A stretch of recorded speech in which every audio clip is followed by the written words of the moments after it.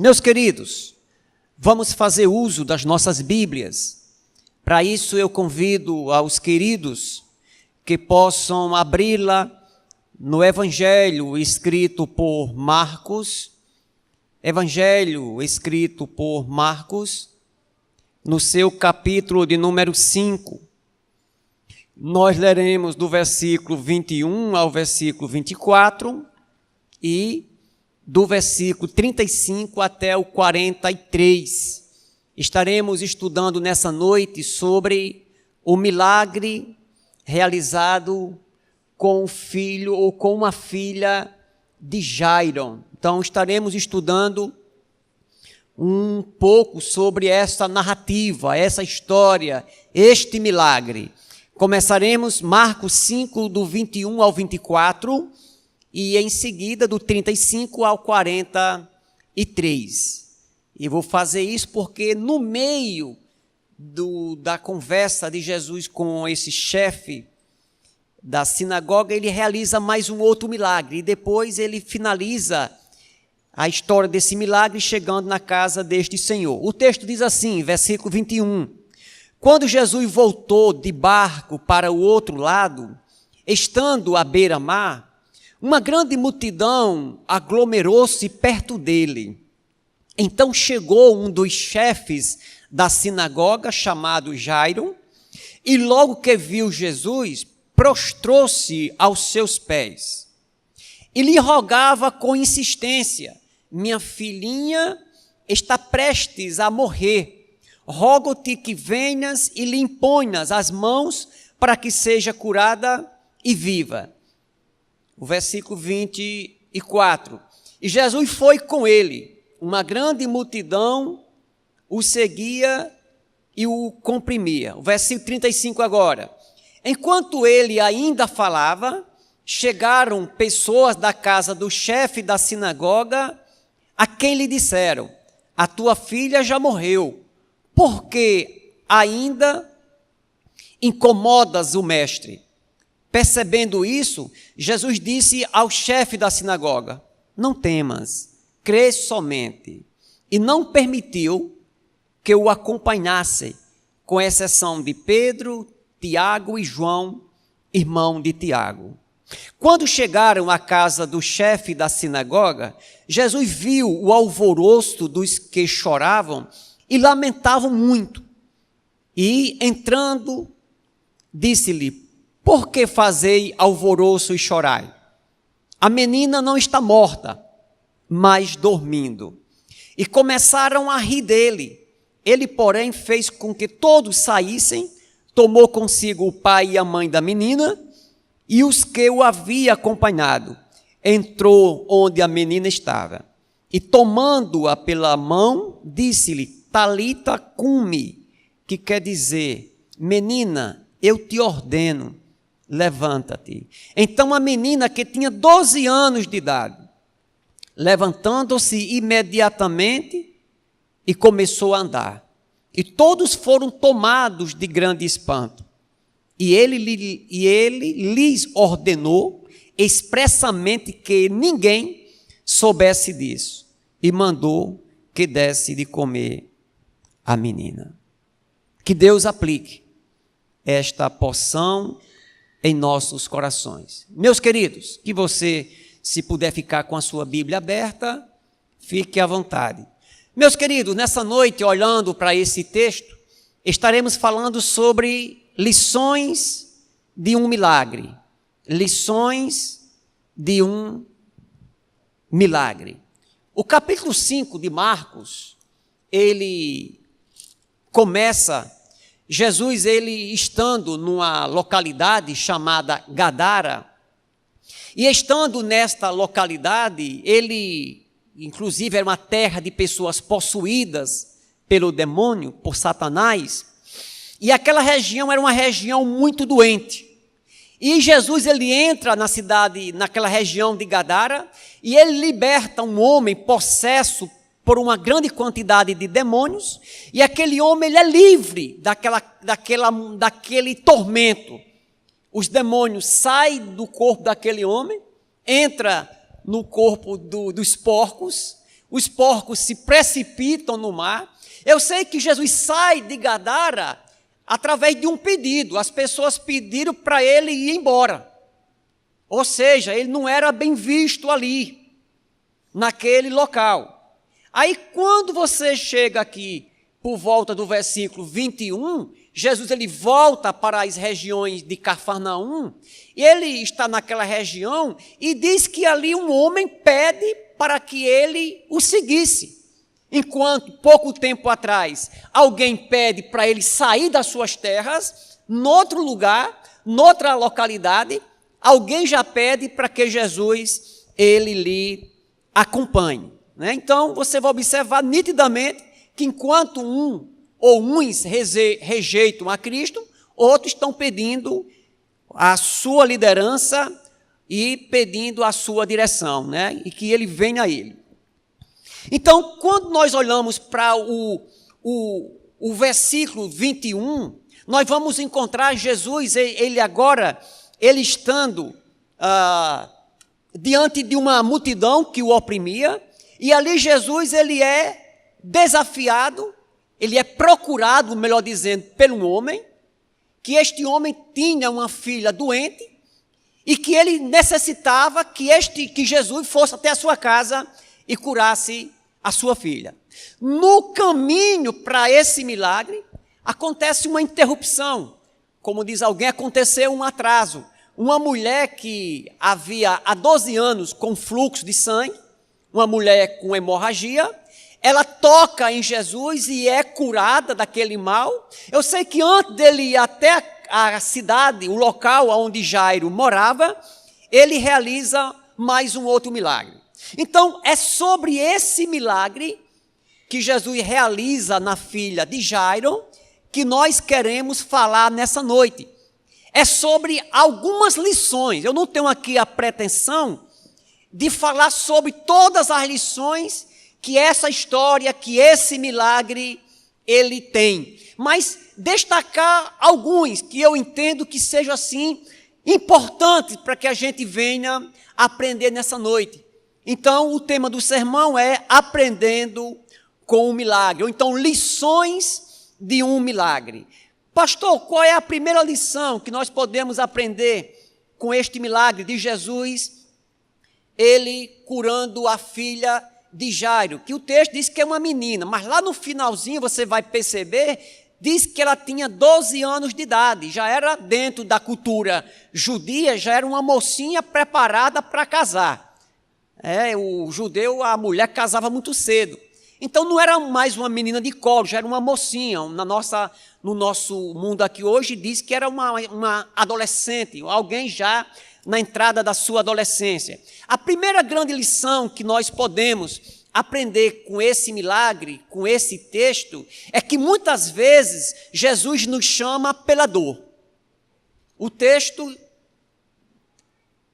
abre o leque para que a gente entenda que muitas vezes Jesus ele nos chama pela dor. O texto que nós acabamos de ler diz que um chefe de uma sinagoga, por nome Jairo, ele chegou até Jesus, se prostrou-se diante dele e disse que ele rogava com insistência, dizendo que a sua filha estava prestes a morrer, e ele rogava que ele fosse com ele, colocasse as mãos sobre a menina, para que a mesma fosse curada e ela vivesse. Então, nós observamos que esta menina, ou o sofrimento dessa menina, e automaticamente é o mesmo sofrimento do pai. Você que é pai, você que é mãe, você sabe disso, que o sofrimento dos nossos filhos também são nossos sofrimentos. Você que tem um filho pequeno, você sabe, a criança ela adoece e automaticamente o pai e a mãe adoecem juntos. Então, quando você vai observar o sofrimento daquele homem, daquele chefe daquela sinagoga, a sinagoga era uma espécie de igreja, era um local onde o judeu, possivelmente surgida depois do cativeiro babilônico, onde eles se reuniam para estudar a palavra de Deus, para adorar a Deus, para estudar a palavra, uma espécie de escola também, e lá eles resolviam, alguns problemas relacionados com a vida do povo em sociedade. O que dá a entender nesse texto era que aquele homem estava passando por um grande sofrimento. Uma filha estava doente. Aqui nós observamos, além do sofrimento por ser uma filha doente, era alguém da família dele, era alguém do sangue dele. Lucas ainda vai destacar no capítulo 8, versículo 12, dizendo que aquela menina, ela era uma filha única. Além de Jairo, ele está sofrendo em virtude do perigo dele perder uma filha, estava também ali, envolto a isso, uma descendência dentro da cultura dos judeus, que a dele estava se perdendo, não tinha mais ninguém da sua família. Era como se a sua descendência estivesse morrendo também ali. Então, era alguém que estava sofrendo. O sofrimento bateu na porta de Jairo, e aquele sofrimento levou aquele homem até os pés de Jesus Cristo. O sofrimento de Jairo teve o poder de conduzi-lo até a presença de Deus. O mesmo texto, ou melhor, o mesmo capítulo de Marcos 5, do versículo 25 ao 34, nós observamos quando Jesus ele vai caminhando para atender o pedido de Jairo, uma mulher também, e a Bíblia não vai dizer o nome, mas dizendo que uma mulher que tinha uma hemorragia, um sangramento, e fazia 12 anos. Então, daquela mesma forma como o sofrimento levou Jairo até Jesus, aquela mulher também, sofrendo com aquela hemorragia, o sofrimento dela levou aquela mulher também à presença do nosso Senhor Jesus Cristo. Então, a Bíblia ela vai destacar N e N exemplos de pessoas que foram levadas até Jesus, porque o sofrimento era grande. O sofrimento era grande. Deixa eu ver se eu consigo ser feliz nessa minha colocação que eu vou fazer agora. A mensagem ou a pregação de uma pessoa buscar a Deus no sofrimento, ela tem sido desvirtuada por algumas igrejas. De novo, a mensagem de que uma pessoa, ela deve buscar Deus no sofrimento, ela tem sido desvirtuada por algumas igrejas. De que maneira? Algumas igrejas dizem assim: você que está sofrendo, você que está doente, você que é problemático, né? Já diz até alguém, você que é enfermo, problemático, não sei o que tem lá, você que está doente, venha para essa igreja que você vai ser curado de todos os seus males. Olha o quanto essa mensagem está sendo desvirtuada. Ainda alguém diz, você que está doente, passando por dificuldades, atribulado, que vier para essa igreja, se você ofertar, e a quantidade da sua oferta, que vai ser medida pela sua fé, se você fizer isso, você vai receber o favor de Deus, a graça de Deus, você exija de Deus a cura para esse mal que tanto te atormenta. Ou alguém ainda prega dizendo que você deve buscar Deus na doença ou no sofrimento, mas que só deve fazer isso enquanto você estiver doente. Mas depois que você for curado, você se afasta e você se desvincula daquele grupo que você estava congregando. Então, se você for observar, quando nós escutamos hoje alguém que diz que vai para uma igreja porque está sofrendo, e logo nós questionamos a sua ida, porque muitas vezes o que colocaram na cabeça dela desvirtuou a mensagem verdadeira do Evangelho. Pastor, quer dizer que nós não devemos ir atrás de Jesus no sofrimento? Não, lógico que devemos. Não foi isso que eu quis dizer. O que está errado é as pessoas buscarem a Deus no sofrimento por razões erradas. Você vai observar, e eu queria olhar para esse texto na Bíblia, dizendo a você que muitas pessoas buscaram a Deus por causa do sofrimento. É só você dar uma olhada para os exemplos do cego de Jericó, lá em Marcos capítulo 10, que era alguém que estava com uma cegueira, e a sua cegueira levou a clamar, dizendo que Jesus tivesse misericórdia dele. Da mesma forma, você vai observar o paralítico de Cafarnaum, em Marcos capítulo 2. Aquele homem é conduzido por 4 pessoas até a presença de Jesus, para que ele fosse curado. Ainda, um pai, ele leva um filho lunático e busca Jesus, os seus discípulos, para que ele pudesse ser liberto, lá em Marcos capítulo 9. Então, são N's e N's exemplos de pessoas que foram levadas até Jesus Cristo em virtude dos seus sofrimentos. Agora, nós encontramos também outros exemplos de pessoas que buscaram a Jesus simplesmente porque estavam com seus corações vazios. Eu poderia citar nesta ocasião o próprio Nicodemos, lá em João capítulo 3, que vai atrás de Jesus. O texto não diz em nenhum momento que ele está passando por nenhum tipo de dificuldades, e aquele homem vai atrás de Jesus para saber como fazer para ir para o céu.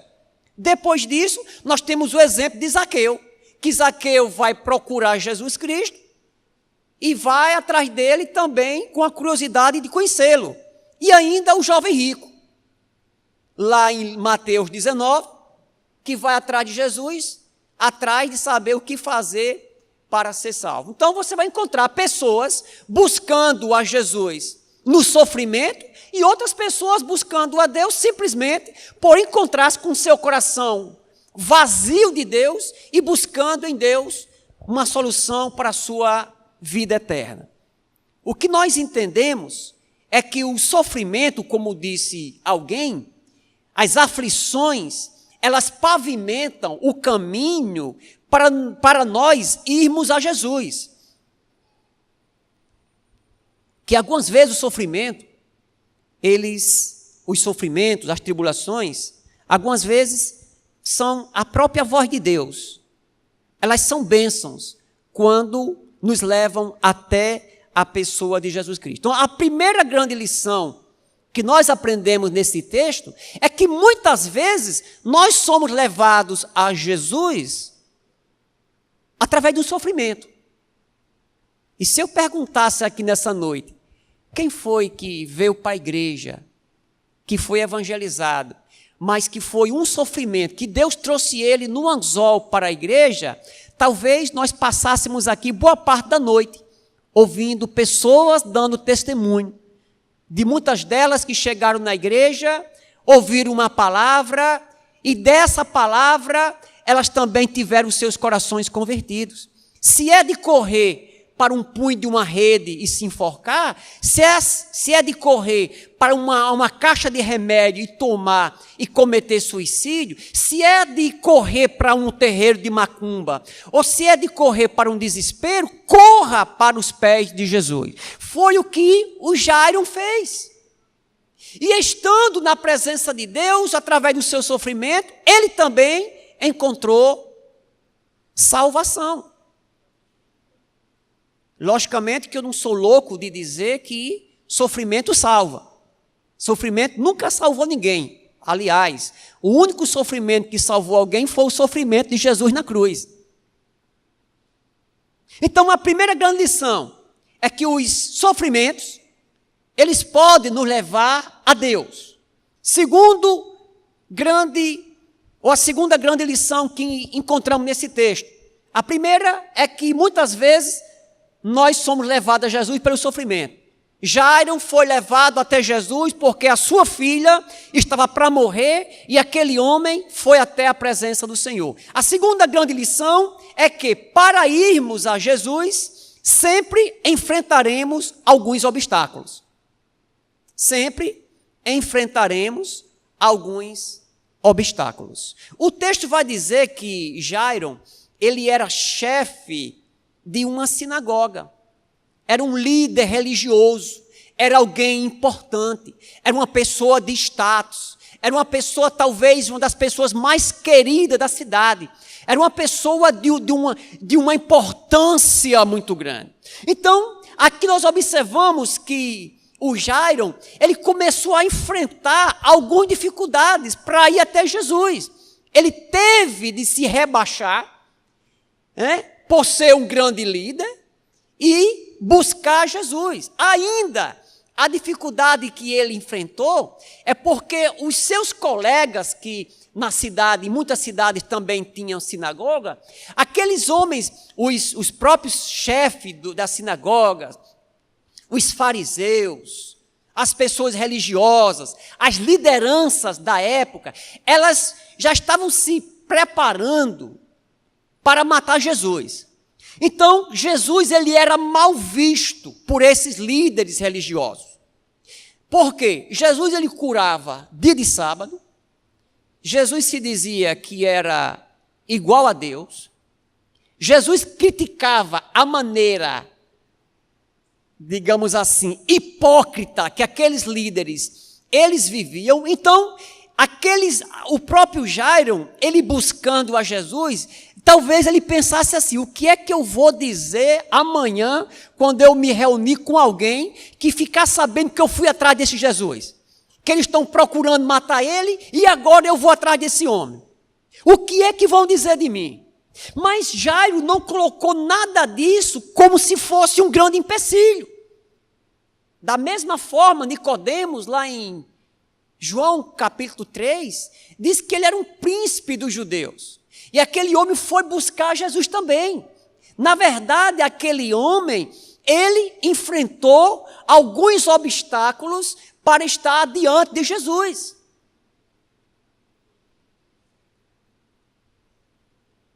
O que é que as pessoas iam dizer dele? E ele que era uma pessoa famosa. E você sabe, né, que uma pessoa famosa para buscar Deus é difícil. Algumas essas celebridades do Brasil, eu ouvi dizer que quando elas vão para algumas igrejas evangélicas, elas ficam naqueles locais reservados, com algumas cabines com a película, para ela não ser notada por ninguém, porque a sua profissão não pega muito bem ela ser vista. É para deixar na calçada, né? Ou então é para ficar na frente, bem assim, na frente do pregador, que é o pregador pregando e olhando para ela. Então, eu fico observando que algumas pessoas, elas encontram algumas dificuldades para ir até Jesus. O próprio Zaqueu, lá em Lucas 19, a Bíblia diz que ele era de pequena estatura e teve dificuldade de buscar a Jesus. O próprio cego de Jericó. O cego de Jericó diz que ele clamava para que Jesus o curasse e diz que uma multidão, ou pelo menos alguns da multidão, dizia: se cala, cego, fica quieto, não se manifesta, não está vendo que ele não vai lhe ouvir? Algumas pessoas enfrentam algumas dificuldades para buscar Deus. E aí eu queria fazer uma pergunta para você agora. O que tem impedido de você ir até Jesus? Você que é o nosso convidado. A você que está aqui conosco. Quais são os obstáculos que estão entre você e Jesus? Será a tradição religiosa? Uma vez falei com uma jovem, ela disse... Eu falei com a minha avó e ela disse: enquanto eu tiver vida, eu não queria que você fosse crente. Ou então, enquanto seu pai estiver vivo, você não entrega a sua vida a Jesus. O que é? Quais são os obstáculos que têm impedido você de ser crente? É a sua tradição religiosa? É a sua família? É o seu pai? É a sua mãe? É o seu esposo? É a sua esposa? O que tem impedido você de ser crente? Eu estou dizendo isso aqui, não estou jogando palavras ao vento, não.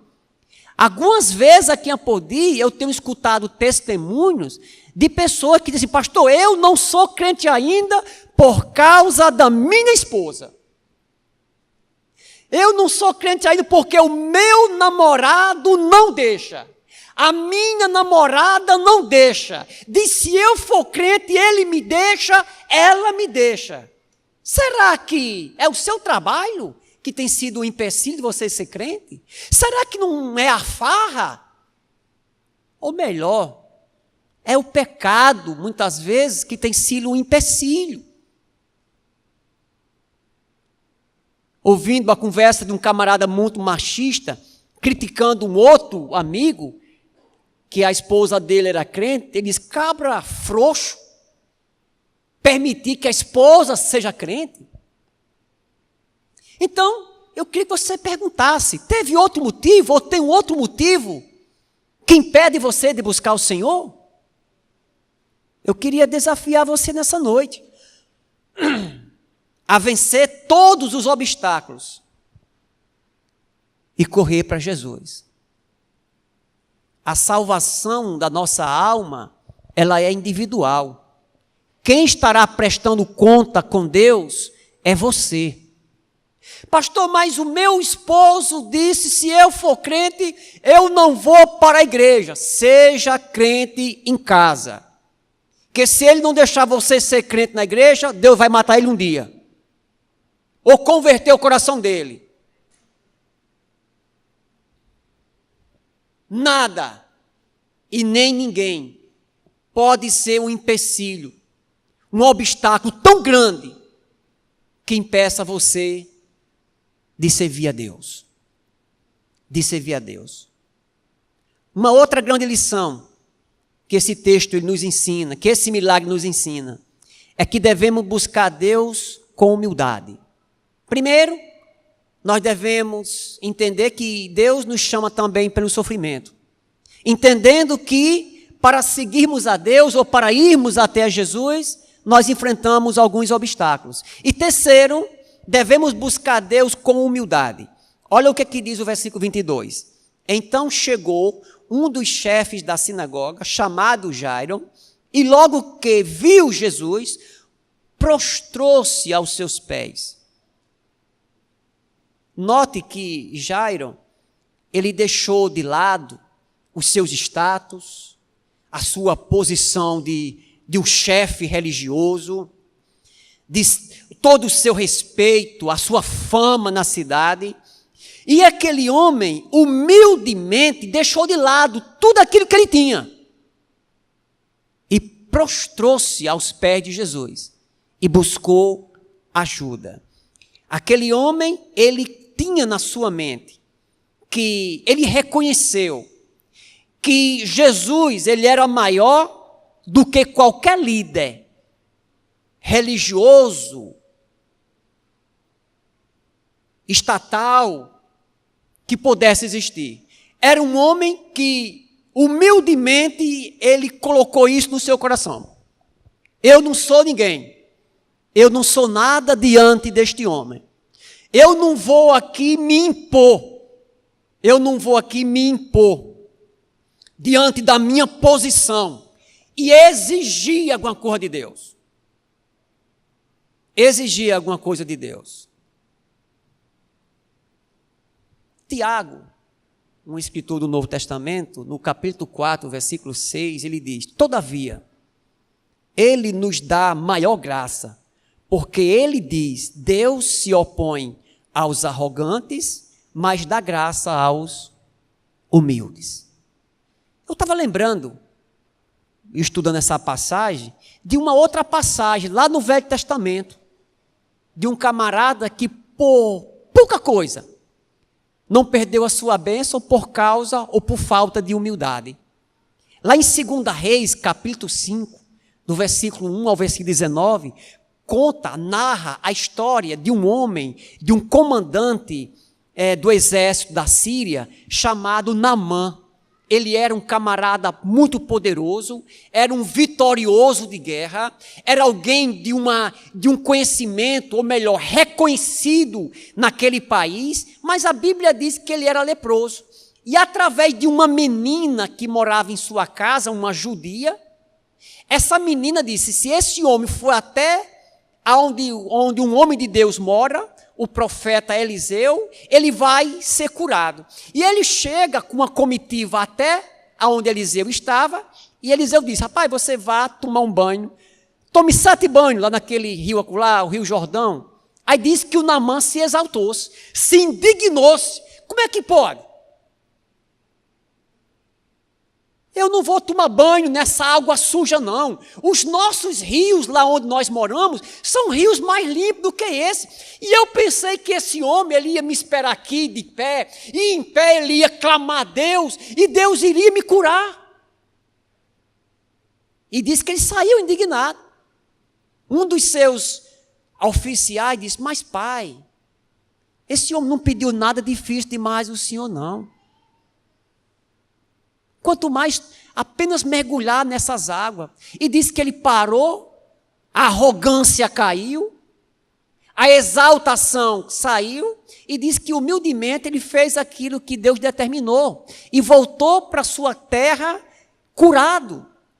Alguém que, por pouca coisa, não perdeu a sua bênção, porque deixou de ser humilde.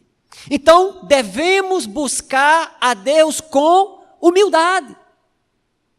Como é que eu tenho chegado diante de Deus? Eu fico até preocupado com algumas pregações que eu escuto por aí, que tem momento que eu fico assim, meio que confuso, quem é Deus? Se é aquele que está pedindo ou aquele que está ouvindo. É tanta coisa que muitas vezes se coloca diante de Deus, é tantas determinações, é tantas imposições, é tanta gente de nariz empinado diante de Deus, que é por isso que muita gente não recebe nada do Senhor. Esse texto ele vai nos dar uma lição muito grande, é que devemos buscar a Deus com humildade. Ainda, uma outra lição que aprendemos é que devemos buscar a Deus com uma fé sincera. O versículo 23 diz assim, e lhe rogava com insistência, minha filhinha está prestes a morrer, rogo-te que venhas e lhe imponhas as mãos para que seja curada e viva. Devemos buscar Deus com uma fé sincera. Eu olhando para esse texto, em nenhum momento, a gente observa que Jairo, ele quis manipular Jesus. Se você não conhecesse um pouco do contexto, você poderia até dizer que sim. Ele chega para Jesus, Jesus, eu quero que o Senhor venha comigo, vá até a minha casa, o Senhor impõe as mãos sobre a vida da minha filha, que ela vai ser curada e ela vai viver. Se você for observar assim, de uma maneira mais superficial, era como se ele tivesse dando ordem a Jesus. Mas eu enxergo isso de uma maneira diferente. O que ele mostrou aqui nesse texto, é que aquele homem, ele era um homem determinado diante de Deus, determinado no sentido, ele tinha uma fé sincera. Ele tinha uma fé sincera, um coração cheio de fé, que clamava sinceramente por Jesus, que ele curasse a sua filha. Foi tanto que Jesus chegou na casa de Jairo, não botou a mão na menina, coisa nenhuma, pegou ela pelo braço, levantou e ela foi curada. Era alguém que tinha uma fé sincera. O mesmo texto que eu já tinha citado antes, da mulher com fluxo de sangue, no mesmo capítulo aqui de Marcos, aquela mulher, quando Jesus ia passando no meio da multidão, e aquela mulher, ela tocou em Jesus. E Jesus perguntou quem tinha tocado nela, quem tinha tocado nela, dizendo, quem tinha tocado nele, porque ele sentiu que dele saiu virtude. Enquanto tinha muita gente ali se esbarrando em Jesus, alguém tocou diferente. E aquela mulher, ela foi curada daquele fluxo de sangue. E aquela mulher disse, foi eu que toquei. Ele disse, a tua fé te curou. Eu acho interessante o que é que está escrito no versículo 28. O texto vai dizer assim, pois pensava, se tão somente tocar as vestes, serei curada. Aquela mulher, ela tinha uma fé sincera. E ela nem disse, ela apenas pensou, se eu tão somente tocar nos vestidos daquele homem, eu serei curada. Quando eu era novo convertido, eu escutei uma certa vez uma história, talvez uma ilustração, de uma irmã nova convertida numa igreja, que morava numa zona rural, muito simples, muito pobre, muito sem informação, e diz que aquela irmãzinha, ela confessou a Jesus como Salvador, e ela ia para a igreja de uma maneira muito humilde, a roupa muito simples, e diz que um dia ela estava orando na igreja, e diz que uma irmã sentou perto dela, e a irmã teve curiosidade de ouvir o conteúdo da sua oração, visto que também a mesma estava orando em voz alta. E ela diz que aquela irmã orava dessa maneira: Senhor Jesus, eu estou aqui nessa noite, porque eu sou a sua serva, e sei que o Senhor é poderoso, que o Senhor pode fazer tudo por mim. Jesus, neste momento eu faço um pedido ao Senhor, que o Senhor vá lá em casa. A minha casa fica em tal rua. O número da casa é o número tal. O Senhor vai numa esquina, tem um comércio, o Senhor vira à direita, é a minha casa. O Senhor chega lá em casa, o Senhor abre a porta, o Senhor entre e o Senhor cure o meu menino que está com febre. Quando o Senhor cura ele, o Senhor saia, fecha a porta, não esqueça não, porque a rua onde eu moro é cheia de ladrão. Então, em nenhum momento essa mulher, ela quis se impor diante de Deus, mas era alguém de uma fé sincera. Era alguém de uma fé sincera, que confiava no Senhor. Ainda temos mais alguma lição, uma outra lição nesse texto. No versículo 24 vai dizer que Jesus ele se importa com a nossa dor. O versículo 24 diz, e Jesus foi com ele. Ele clamou com insistência para que Jesus fosse até com ele à sua casa. E o texto vai dizer que ele foi. O texto vai dizer que Jesus ele foi. Jesus teve compaixão da situação daquele homem e, consequentemente, da vida da sua filha. Jesus, ele olhou para aquele homem, entendeu o seu coração, fez uma leitura, ele se compadeceu da dor daquele homem e foi até a sua casa. No trajeto para a casa de Jairo, Jesus teve compaixão de uma mulher anônima, a mulher do fluxo de sangue, que no meio da multidão clamou por ele. Há pouco tempo atrás, lá em Gadara, Jesus teve também compaixão. Ele se importou com a dor de um homem que estava possesso, estava acabando com a sua vida pelas forças de Satanás. Jesus, ele se importa com a nossa dor. Lá em João, melhor dizendo, no seu capítulo 11, nós temos uma história muito bonita, que é a ressurreição de Lázaro. E diz que quando Jesus ele recebeu a notícia que Lázaro estava doente, ele demorou mais 4 dias para chegar até onde aquele homem estava. Não foi porque ele demorou que Jesus não se importava com a dor daquele homem. Não foi porque ele se demorou e quando chegou Lázaro já tinha morrido, é que Jesus ele não se importava com a dor daquele homem, mas é porque ele tinha propósito com aquele atraso. O próprio rei Davi, no Salmo 23, ele vai mostrar isso. Ele vai dizer assim, que o Senhor é o meu pastor e de nada eu terei falta. Então, provando com isso, que ele, o Senhor, ele se preocupa com as nossas dores, com os nossos sofrimentos. E aqui para nós, não tem nada que mexe com a nossa fé do que o silêncio de Deus. O silêncio de Deus, ele judia com a gente. Porque muitas vezes a nossa fé, ela pode, pequena, ela pode pensar, ou pode nos levar a pensar que Deus nos abandonou, que Ele não se importa com nós, com cada um de nós, que Ele não está nem aí. Mas Deus, Ele continua nos amando, Ele continua cuidando de cada um de nós, mesmo quando Ele, algumas vezes, se cala, e é preciso algum tempo para que Ele venha dizer alguma coisa.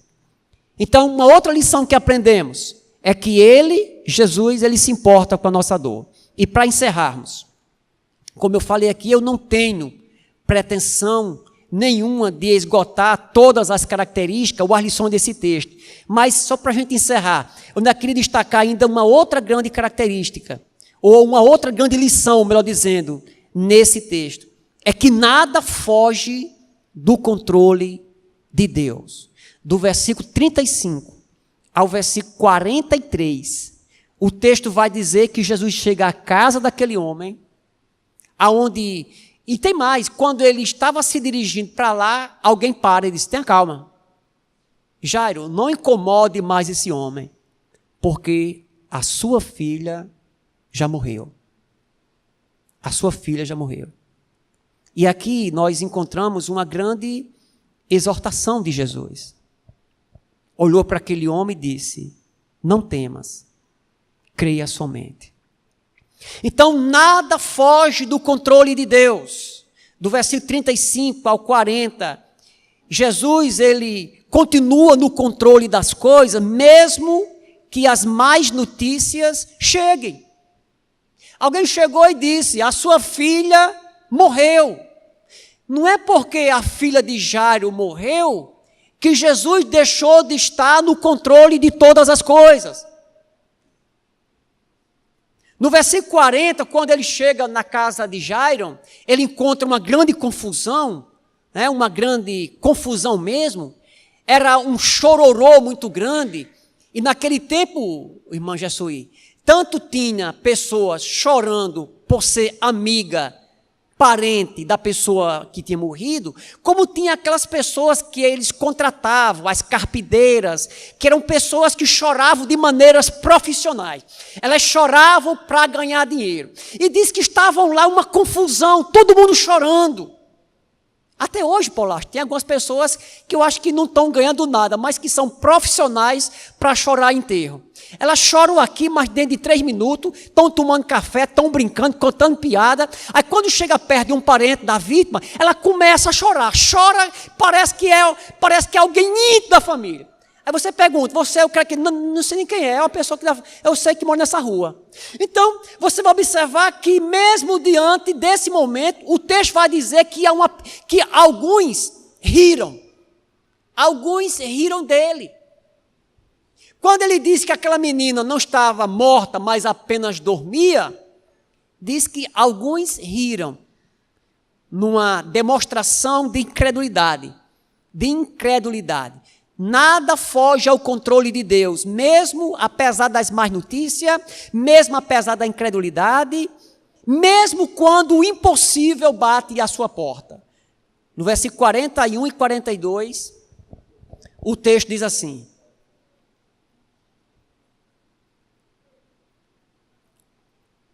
e tomando-a pela mão, disse-lhe: Talita cum. Essa expressão é uma expressão de um outro idioma, no aramaico, que significa: menina, eu te ordeno, levanta-te. Então a menina, que tinha 12 anos de idade, levantou-se imediatamente e começou a andar. E todos foram tomados de grande espanto. Então nós observamos nitidamente nesse texto que nada foge do controle de Deus. Que nada foge do controle de Deus. Muitas vezes achamos que a situação foge do nosso controle, como de fato foge. Mas nenhuma delas foge do controle de Deus. É uma palavra, uma frase muito conhecida, mas eu gostaria de citar nessa noite. Quem dá, ou quem dará, a última palavra, no seu caso, no meu caso, diante de qualquer problema que possamos enfrentar, é Deus.